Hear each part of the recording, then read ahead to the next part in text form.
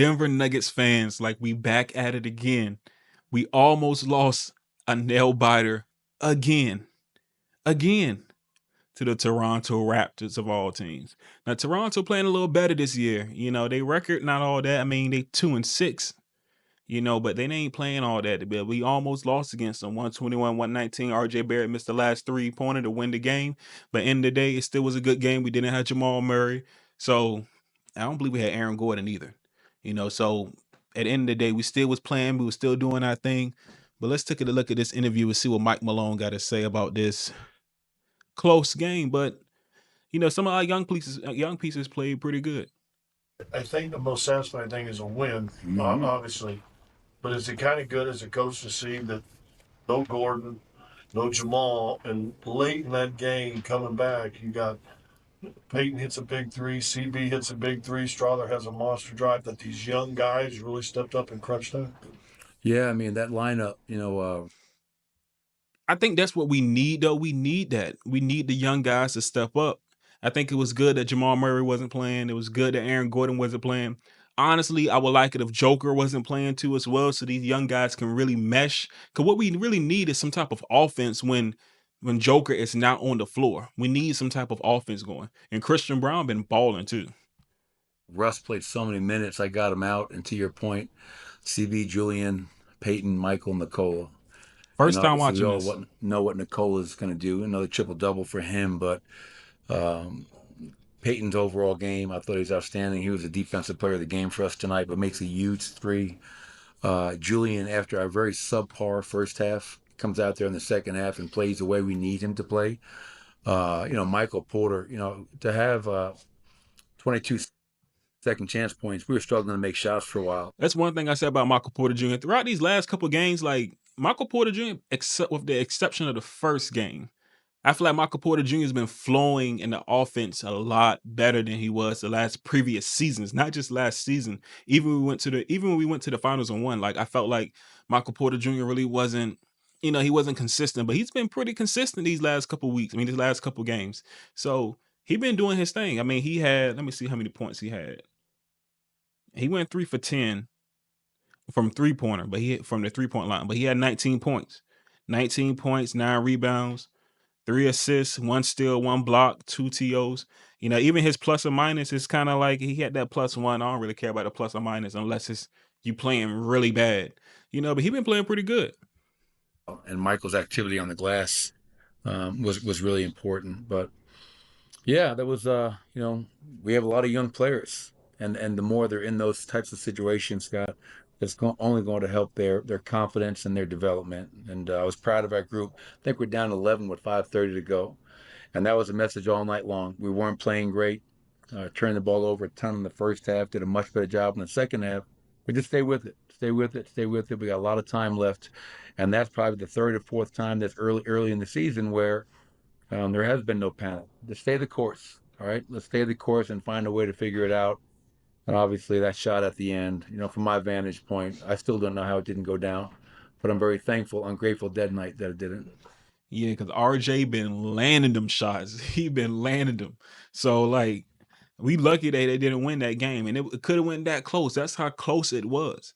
And that's my thing, too, is we can't keep going down and then having to climb ourselves back up. We did that in the playoffs last year. We still didn't get over that hump of that particular part of our game yet, of the Denver Nuggets game. They still haven't got over that point yet of always going down and then having to come over the hump. They got to be consistent, throughout the game. It can't be going down by 20 and have to get back up by 20 every game. Now, give or take, you'll have some games like that, but it shouldn't be consistently every game. It happened in the playoffs with Minnesota and against other teams. It just can't happen that often, especially if we're planning on winning the NBA Finals again this year. It just can't happen. So you're obviously going through, you've had your constant starters of the years past. You've had your constant rotations of the years past. Hunter Tyson's playing big minutes. Zeke Naji gets off the bench for you. You're having to trust guys in different situations all night tonight. Just how does? Don't y'all love the fact? Don't y'all love the fact that Saric didn't play? I forget his first name. D. Saric. I don't know what he be doing. I don't know what he's been doing on the court the last couple of games. I love the fact that he did not play. He was DNP, coach's decision. I love the fact that he didn't play because bro be running around the court doing nothing. When I seen him play the last couple of games, I'm like, bro, he just running up the court, run down the court.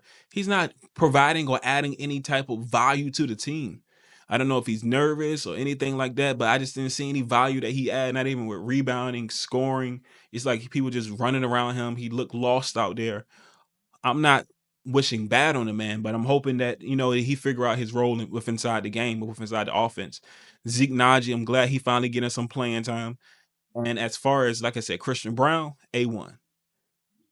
Peyton Watson was the one I was kind of, but he played great this game. Like Mike Malone said, he the defensive player. He gonna say he the defensive player of the game or something of that nature. So Peyton Watson, I had my doubts, but he been playing pretty good. I need him to be more consistent though. I need him to be more consistent. Like that 3-pointer that he hit in the fourth to really seal the game and to bring us. That was it. That was clutch. And that's what we need. Even the part when he did the layup and he was like, hey, I got, you know what I'm saying? So we need more of that. We need that consistency. Russ gonna be Russ, man. I said that before in my other videos. Russ is gonna bring an edge to the team defensively that we need, energy-wise that we need. Now with Jamal Murray hurt right now, I'm hoping that he working on this game while he's hurt. Getting some shots up or whatever, because we definitely need him to be consistent, especially if he's the second highest paid player on the team. So, I mean, let's finish with Mike. I ain't gonna keep interrupting. Does that work for you on a game-to-game basis like this? Part of it's fun. Because Zeke is deserving of that opportunity. Hunter Tyson is deserving of that opportunity. We need Hunter completely healthy. See, that's my thing. Hunter and Peyton Watson. I know I said I'm gonna stop interrupting Mike, but I'm gonna say this last thing for right now. So, but the thing about Hunter Tyson, like he looked like he flows offensively. So if Peyton Watson not playing good, put Hunter in. If Hunter not playing good, then you flip Peyton Watson. I think it can be really great. I think Hunter he has the potential to be he looks like he has the potential to be like a 6-man of the year type candidate if he develops and works on his game and eventually making in a starting role. So we'll see what's going to happen on that end too. You can't play 10, 11, 12 guys. Mm-hmm. Well, I guess you could, right? We just, haven't done that. And so for me, like to Scott's point, when you're out there, and I'm saying to myself, holy, we're out here with, like, I never envisioned this lineup being out there to close the game. But to your point, Jamal is out. Aaron gets hurt earlier in the game. I can't play Russ 40 minutes. He's a 17-year vet. And Julian just said, hey, Coach, thanks for staying with me and believing in me. I said, hey, man, you're going to have bad halves. So I'm not going to pull the plug on you after a bad half. So for me, Ryan, it's fun and seeing these guys, especially when you give. That's a good thing about Mike, man. He really believes in the players, man. That's one thing I love about Mike. Hunter Tyson, he's on pace players to break Rasheed Wallace's technical foul record. So he's just got to calm down. I missed it. Just trouble. I'm talking too much. Hunter Tyson, he's on pace to break Rasheed Wallace's technical foul record. So he's just got to calm down. Calm down. Just trouble seems to find him, and he just got to, go out there and do his job. And I think he's done a really nice job for us. Did he come over and apologize to you after the tech? Well, I wouldn't say apologize. It's like when you're a parent and you have kids, it's like a half-hearted apologies, but also blaming the other person. And I was more talking to him like, listen, that's over with, man. Just keep your head. The play before that, Russell Westbrook had the ball on the post, went to throw the ball, and Hunter was hiding behind the defense. Turnover. So you got to get in Russ's vision. That's your turnover that you didn't make yourself available. But Hunter's a competitor, man. I love that. You just gotta, drink some of that calm down juice. That's it, man. That's it. That's a recap of the Toronto and Denver game. Let me see. It's another episode of High and Low Takes. I go by the name Ayo Mike. Like, subscribe, and comment for more Denver Nuggets content. And I'm out.